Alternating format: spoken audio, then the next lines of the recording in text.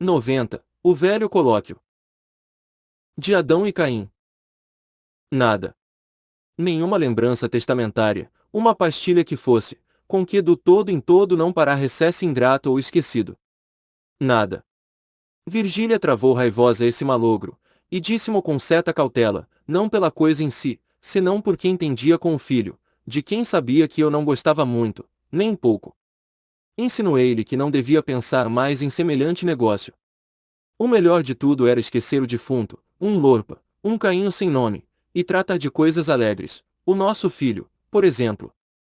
Lá me escapou a decifração do mistério, esse doce mistério de algumas semanas antes, quando Virgília me pareceu um pouco diferente do que era. Um filho. Um ser tirado do meu ser. Esta era minha preocupação exclusiva daquele tempo. Olhos do mundo, zelos do marido, morte do Viegas, nada me interessava por então, nem conflitos políticos, nem revoluções, nem terremotos, nem nada. Eu só pensava naquele embrião anônimo, de obscura paternidade, e uma voz secreta me dizia: é teu filho. Meu filho. E repetia estas duas palavras, com certa voluptuosidade indefinível, e não sei que assomos de orgulho. Sentia-me homem. O melhor é que conversávamos os dois, o embrião e eu, falávamos de coisas presentes e futuras. O maroto amava-me. Memórias póstumas de Brás Cubas. 219 era um pelintra gracioso, dava-me pancadinhas na cara com as mãozinhas gordas, ou então traçava a beca de bacharel, porque ele havia de ser bacharel e fazia um discurso na Câmara dos Deputados. E o pai a ouvi-lo de uma tribuna, com os olhos rasos de lágrimas.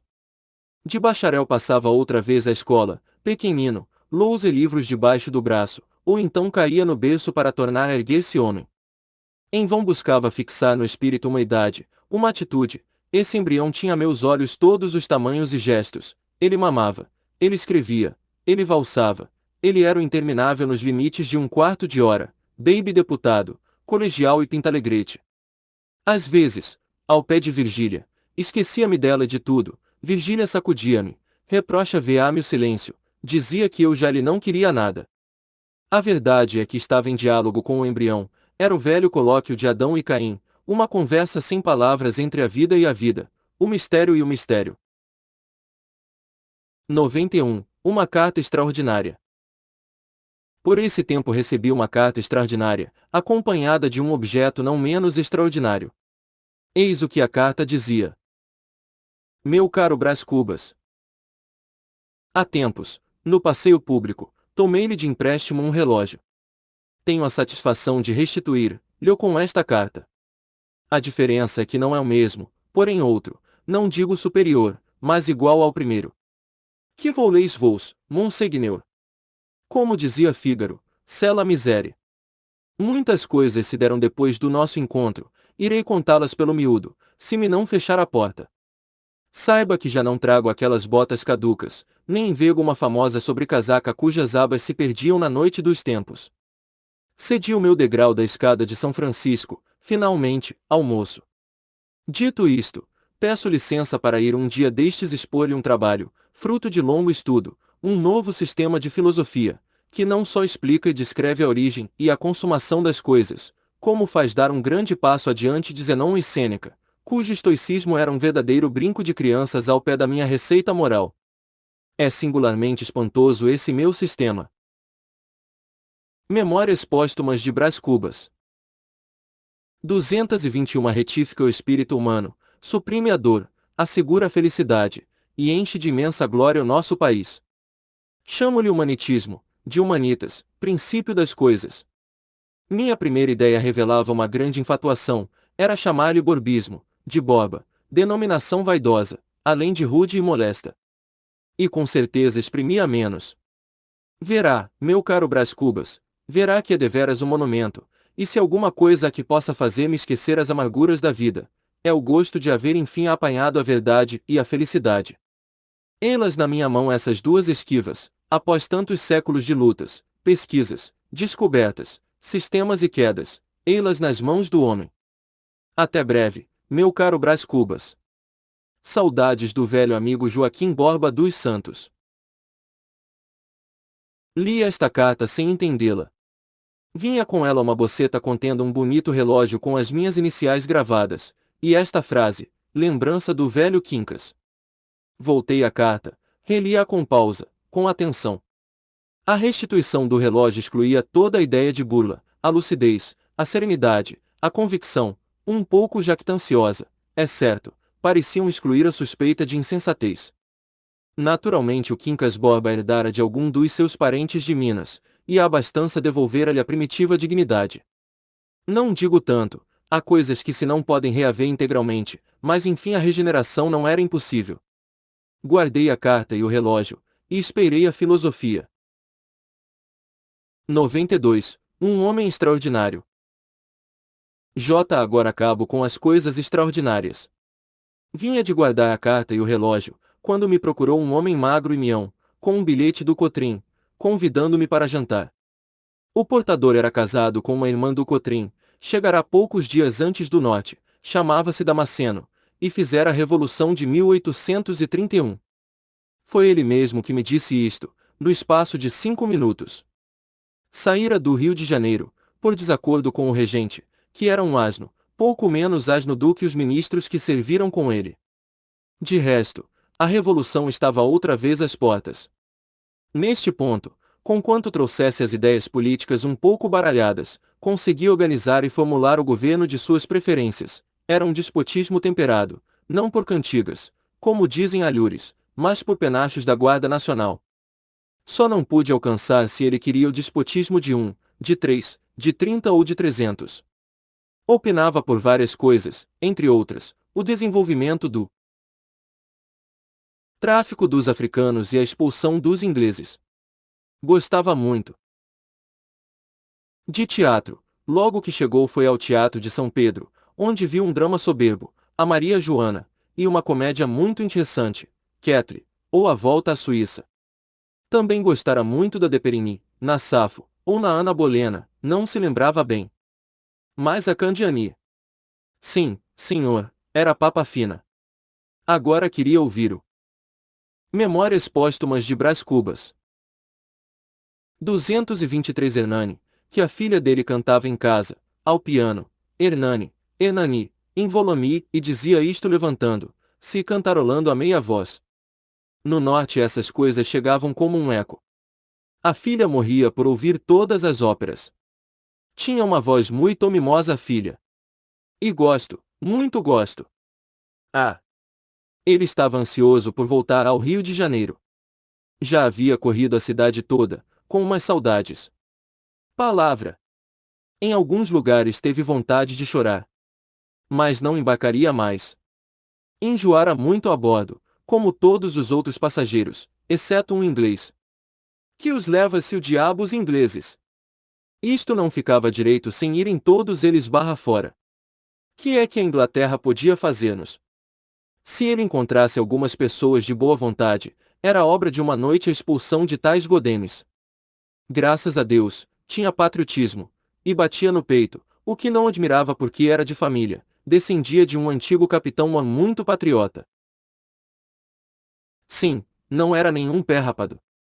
Viesse a ocasião, e ele havia de mostrar de que pau era a canoa. Mas fazia-se tarde, ia dizer que eu não faltaria ao jantar, e lá me esperava para a maior palestra. Levei-o até a porta da sala, ele parou dizendo que simpatizava muito comigo. Quando casara, estava eu na Europa. Conheceu meu pai, um homem às direitas, com quem dança num célebre baile da Praia Grande. Coisas! Coisas! Falaria depois, fazia-se tarde, tinha de ir levar a resposta ao Cotrim. Saiu, fechei-lhe a porta. 93. O jantar. Que suplício que foi o jantar! Felizmente, Sabina fez-me sentar ao pé da filha do Damasceno, uma de Eulália, ou mais familiarmente Nhã, Loló, moça graciosa, um tanto acanhada a princípio, mas só a princípio. Faltava-lhe elegância, mas compensava-a com os olhos, que eram soberbos e só tinham o defeito de se não arrancarem de mim, exceto quando desciam ao prato, mas Nhã Loló comia tão pouco, que quase não olhava para o prato. De noite cantou. A voz era como dizia o pai, muito mimosa. Não obstante, esquivei-me. Sabina veio até a porta, e perguntou-me que tal achará a filha do Damasceno. Assim, assim. Muito simpática, não é? Acudiu ela, falta-lhe um pouco mais de corte. Mas que coração! É uma pérola. Bem boa noiva para você. Não gosto de pérolas. Casmurro. Para quando é que você se guarda? Para quando estiver a cair de maduro, já sei. Pois, meu rico, quer você queira quer não, há de casar com Yanloló. E dizia isto a bater-me na face com os dedos, meiga como uma pomba, e ao mesmo tempo intimativa e resoluta. Santo Deus! Seria esse o motivo da reconciliação? Fiquei um pouco desconsolado com a ideia, mas uma voz misteriosa chamava-me à casa do Lobo Neves, disse adeus a Sabina e às suas ameaças. 94. A causa secreta. Como está a minha querida mamãe? A esta palavra, Virgília amuou-se, como sempre. Estava ao canto de uma janela, sozinha, a olhar para a lua, e recebeu-me alegremente, mas quando lhe falei no nosso filho amuou-se. Não gostava de semelhante alusão, aborreciam-lhe as minhas antecipadas carícias paternais. Eu, para quem ela era já uma pessoa sagrada, uma âmbula divina, deixava-a estar quieta. Supus a princípio que o embrião, esse perfil do incógnito, projetando-se na nossa aventura, lhe restituir a consciência do mal engana-me. Nunca Virgília me parecerá mais expansiva, mais sem reservas, menos preocupada dos outros e do marido. Não eram remorsos. Imaginei também que a concepção seria um puro invento, um modo de prender-me a ela, recurso sem longa eficácia, que talvez começava de oprimi-la. Não era absurda esta hipótese, a minha doce Virgília mentia às vezes, com tanta graça. Naquela noite descobri a causa verdadeira. Era medo do parto e vexame da gravidez. Padecera muito quando lhe nasceu o primeiro filho, e essa hora, feita de minutos de vida e minutos de morte, dava-lhe já imaginariamente os calafrios do patíbulo.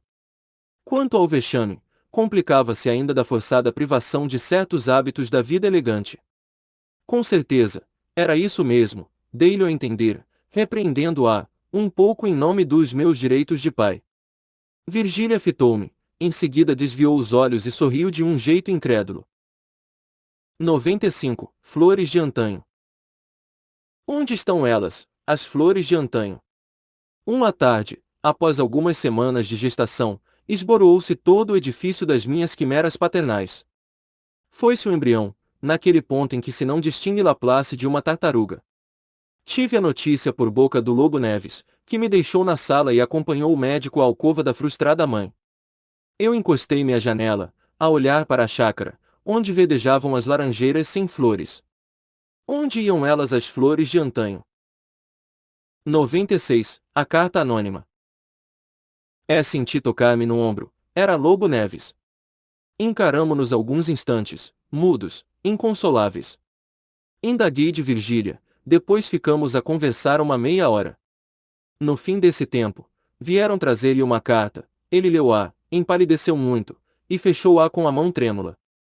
Creio que lhe vi fazer um gesto, como se quisesse atirar-se sobre mim, mas não me lembra bem. O que me lembra claramente é que durante os dias seguintes recebeu-me frio e taciturno. Enfim, Virgília contou-me tudo, daí a dias na Gamboa. O marido mostrou-lhe a carta, logo que ela se restabeleceu. Era anônima e denunciava-nos. Não dizia tudo, não falava, por exemplo, das nossas entrevistas externas, limitava-se a precavê-lo contra a minha intimidade, e acrescentava que a suspeita era pública. Virgília leu a carta e disse com indignação que era uma calúnia infame. Calúnia? Perguntou Lobo Neves. Infame. O marido respirou, mas, tornando a carta, parece que cada palavra dela lhe fazia com o dedo um sinal negativo, cada letra bradava contra a indignação da mulher. Esse homem, aliás intrépido, era agora a mais frágil das criaturas. Talvez a imaginação lhe mostrou, ao longe, o famoso olho da opinião, a fitá-lo sarcasticamente, com um ar de pulha. Talvez uma boca invisível lhe repetiu ao ouvido as chufas que ele escutara ou dissera outrora. Memórias póstumas de Brás Cubas. 228 Instou com a mulher que lhe confessasse tudo, porque tudo lhe perdoaria. Virgília compreendeu que estava salva, mostrou-se irritada com a insistência, jurou que da minha parte só ouvirá palavras de gracejo e cortesia. A carta havia de ser de algum namorado sem ventura. E citou alguns, um que a galanteara francamente, durante 3 semanas, outro que lhe escrevera uma carta, e ainda outros e outros. Citava-os pelo nome, com circunstâncias, estudando os olhos do marido, e concluiu dizendo que, para não dar margem à calúnia, tratar-me-ia de maneira que eu não voltaria lá. Ouvi tudo isto um pouco turbado, não pelo acréscimo de dissimulação que era preciso empregar de hora em diante, até afastar-me inteiramente da casa do Lobo Neves, mas pela tranquilidade moral de Virgília, pela falta de comoção, de susto, de saudades, e até de remorsos. Virgília notou a minha preocupação, levantou-me a cabeça, porque eu olhava então para o soalho, e disse-me com certa amargura: Você não merece os sacrifícios que lhe faço. Não lhe disse nada, era ocioso ponderar-lhe que um pouco de desespero e terror daria à nossa situação o sabor cáustico dos primeiros dias, mas se lhe dissesse, não é impossível que ela chegasse lenta e artificiosamente até esse pouco de desespero e terror. Não lhe disse nada.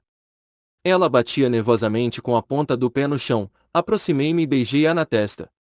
Virgília recuou, como se fosse um beijo de defunto. 97. Entre a boca e a testa. É cinto que o leitor estremeceu, ou devia estremecer.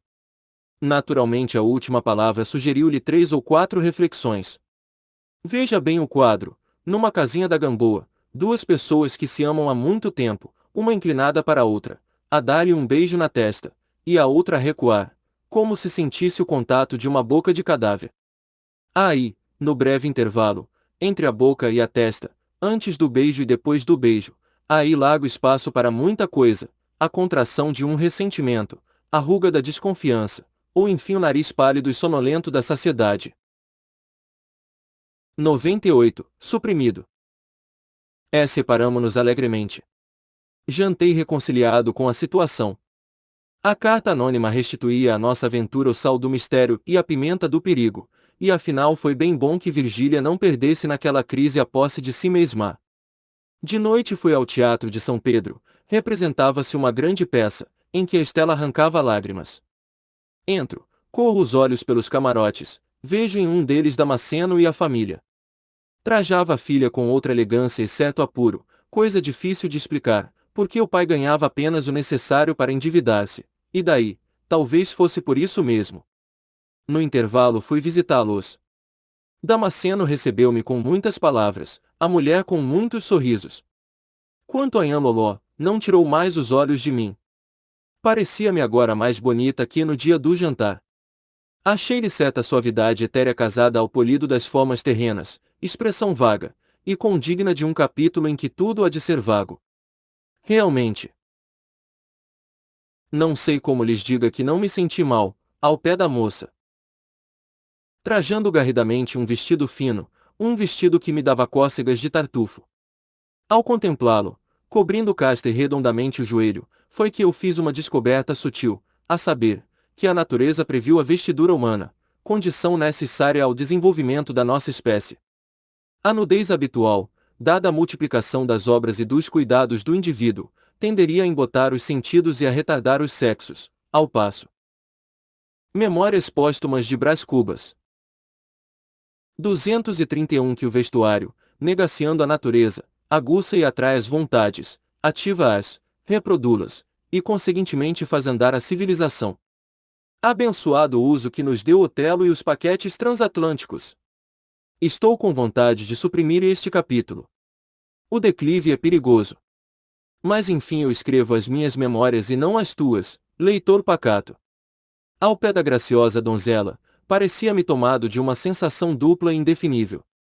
Ela exprimia inteiramente a dualidade de Pascal, Elie-Ange Labette, com a diferença que o jansenista não admitia a simultaneidade das duas naturezas, ao passo que elas aí estavam bem juntinhas, Elie-Ange, que dizia algumas coisas do céu, e Labette, que...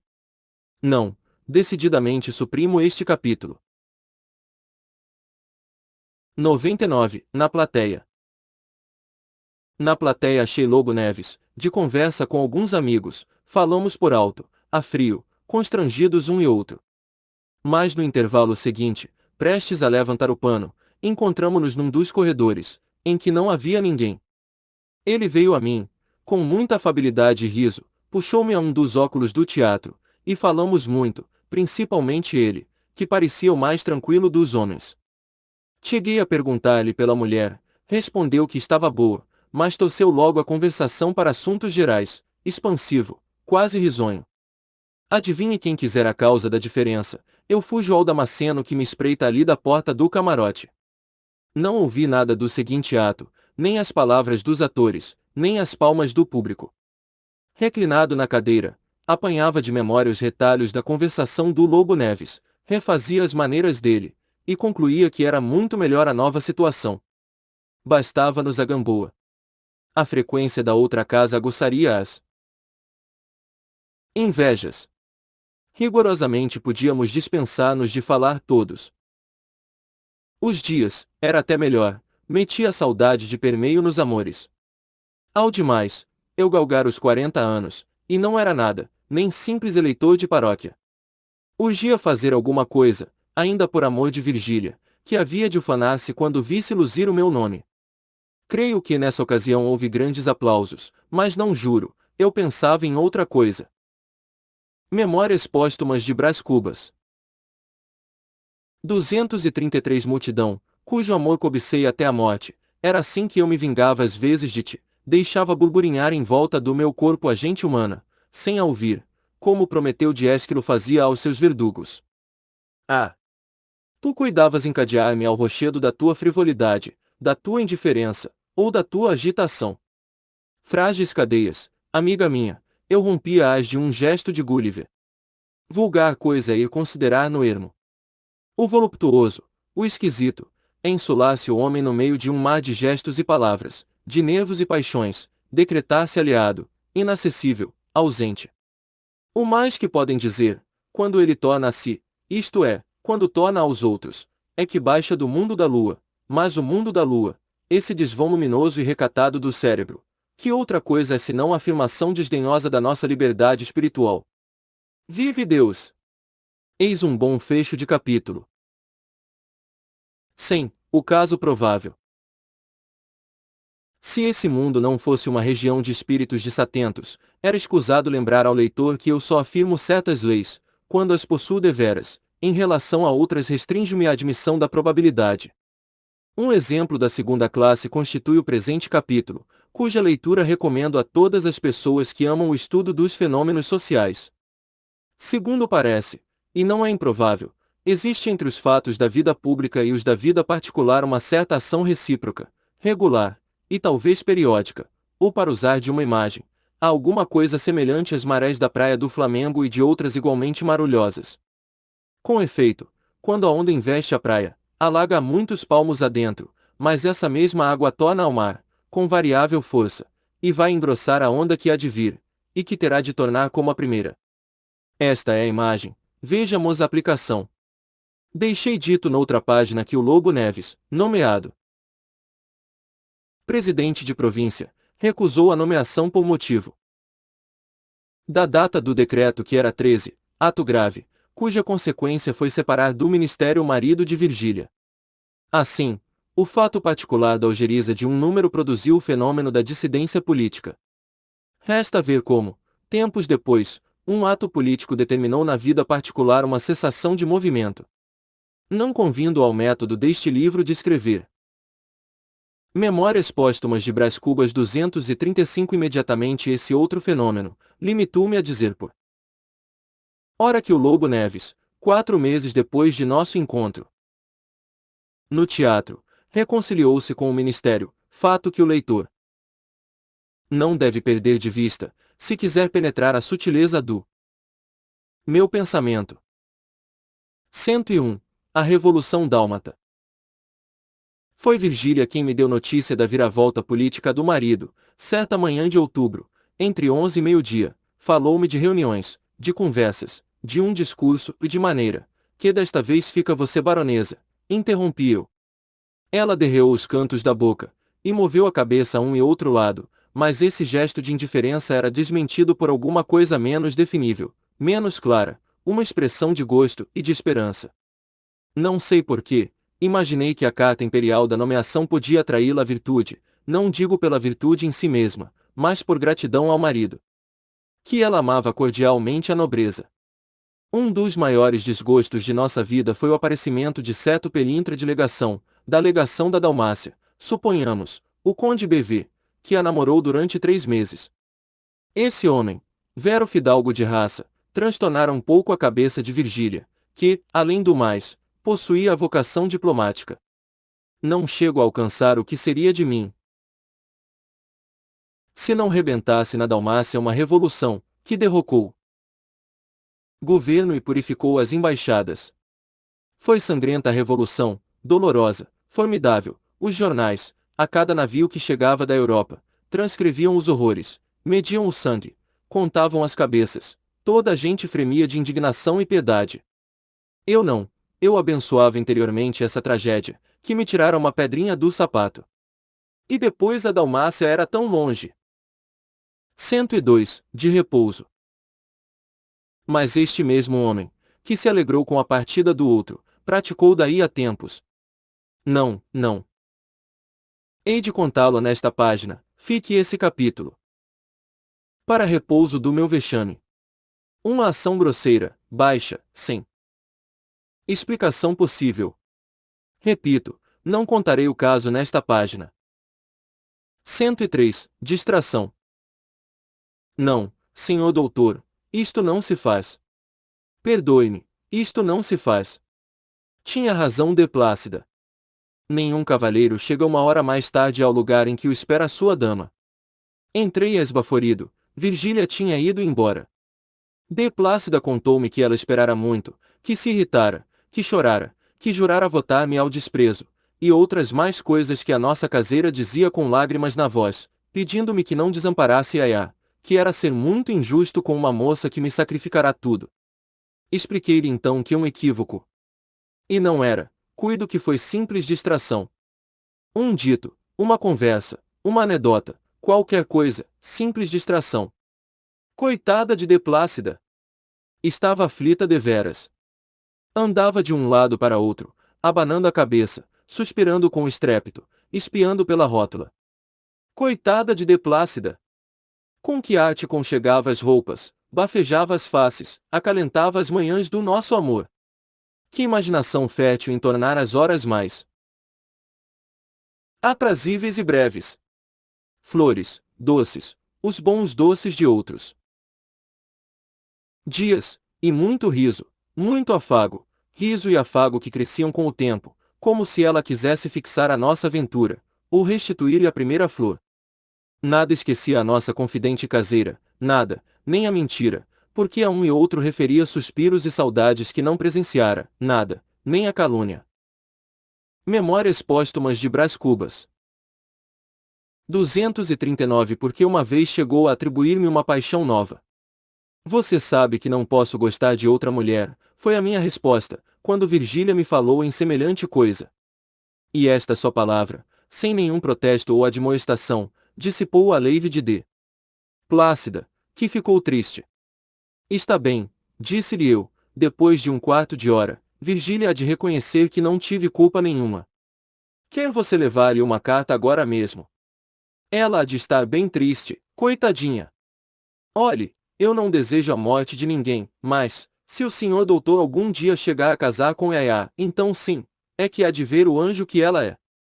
Lembra-me que desviei o rosto e baixei os olhos ao chão. Recomendo este gesto às pessoas que não tiverem uma palavra pronta para responder, ou ainda as que recearem encarar a pupila de outros olhos.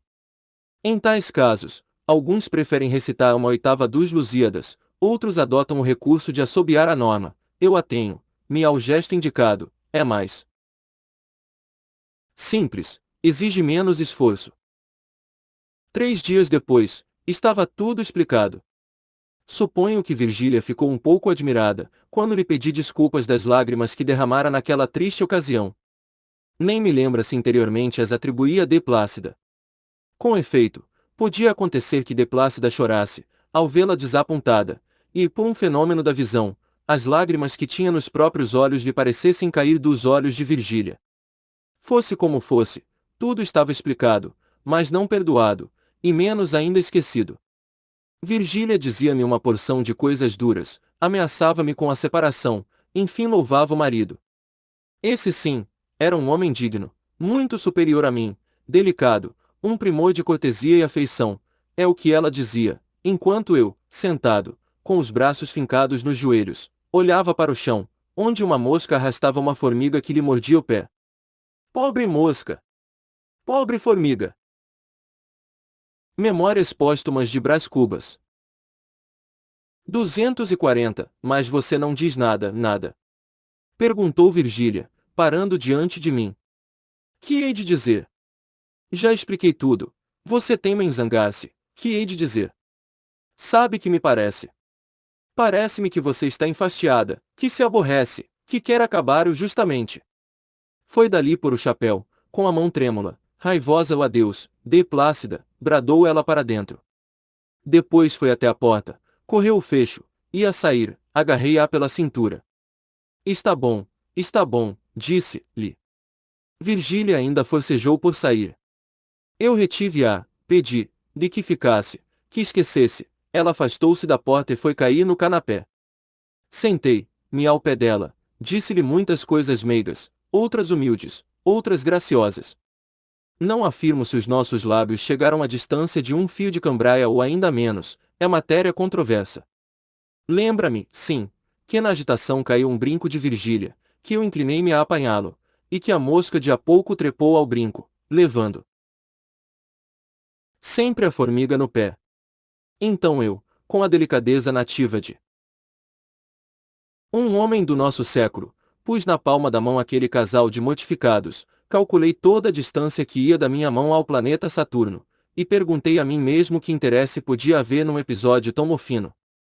Se concluis daí que eu era um bárbaro, enganas-te, porque eu pedi um grampo a Virgília, a fim de separar os dois insetos, mas a mosca farejou a minha intenção, abriu as asas e foi-se embora. Pobre mosca! Pobre formiga! E Deus viu que isto era bom, como se diz na Escritura.